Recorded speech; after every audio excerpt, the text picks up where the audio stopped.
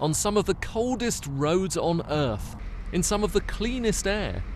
Secret tests are going on for a vehicle that could help cut pollution thousands of miles away in Britain. This is the brand new design for the iconic London black cab.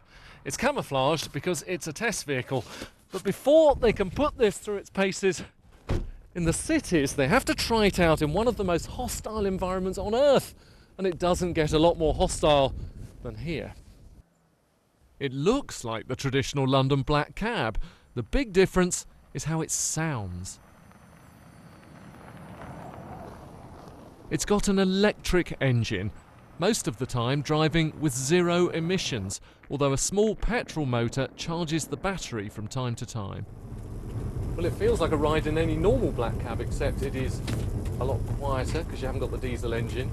What you can't see is all the wires and the computers that are rigged up in here, because they are live analysing how the cab is performing in this kind of hostile weather.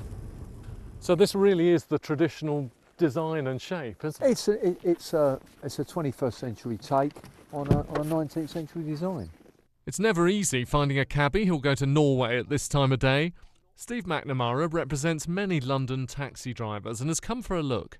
Do cabbies care about the environment? Cabbies care much more about the environment than people give us credit for. The worst place to be, sitting in the traffic, breathing the poor air, is in a vehicle.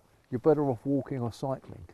If we can go some way towards cleaning up our own air and that of the city we work in, and London has recognised that, it's got to be a good thing. The people they'll need to convince are here in London.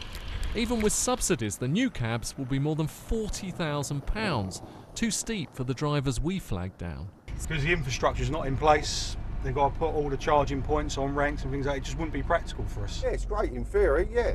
But as long as you've got the charge points and the money to pay for it, it all comes down to the dollar, Governor.